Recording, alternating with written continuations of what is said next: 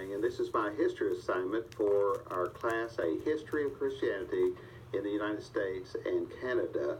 This is the question, what was the importance of Puritanism in the American founding?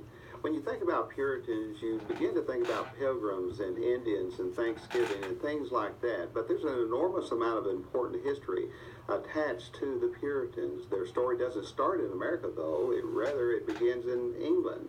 The English Reformation with King Henry VIII and Thomas Cranmer began out of a disagreement with the Catholic Church over marriage and divorce. Henry had been married to Catherine of Aragon for several years, but they could not have a son born to them, and Henry thought this was a curse from God. So he petitioned Pope Clement VII for a divorce or an annulment, but the Pope refused, and that might have been, some of that at least, might have been due to the fact that Catherine was his niece. Henry had been looking for, some way to divorce himself from the power of the Catholic Church anyway, so this was as good an excuse as any. Henry appointed Thomas Cranmer as the Archbishop of Canterbury, and the Church of England was born. Later, it was also to be known as the Anglican Church.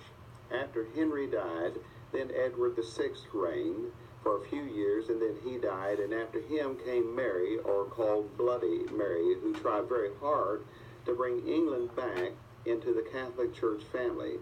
After her came Elizabeth, who was a Protestant, but she still maintains some Catholic traditions.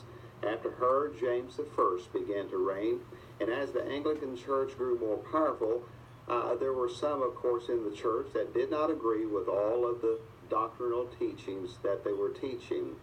These were dissidents, and sometimes they were called Puritans. The more radical Puritans were called separatists. They saw wickedness and evil in the church. They wanted to cleanse it. McCulloch of 2005 stated that they did not call themselves Puritans, but rather they called themselves the godly. During King James I's reign, there were many problems within the Anglican Church.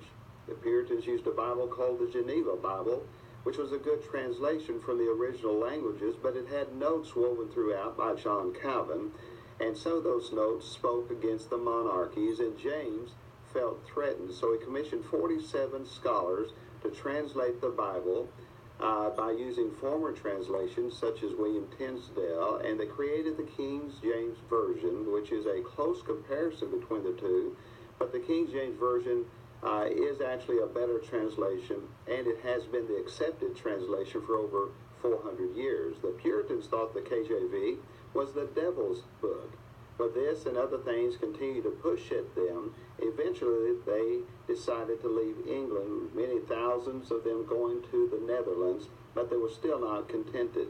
In 1620s, some Puritans boarded the Mayflower and the Speedwell to make their journey to America. And on two starts, the Speedwell experienced leaks and had to turn back.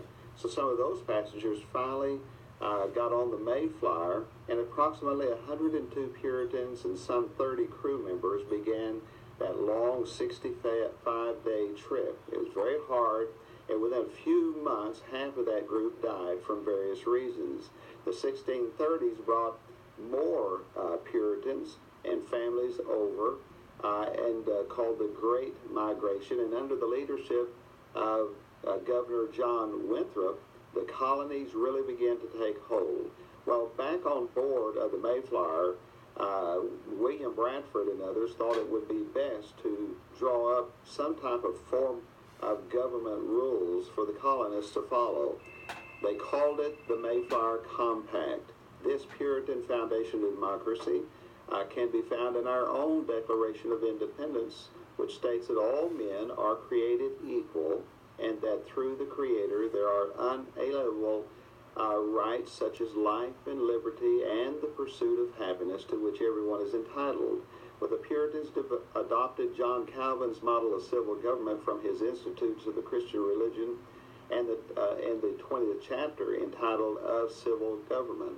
John Winthrop called this the city on a hill in a message that he delivered, and later Ronald Reagan quoted that statement in 1974. The Puritans have had an enormous impact on our government structure and the individual rights that are guaranteed to each of us in our Declaration and the U.S. Constitution.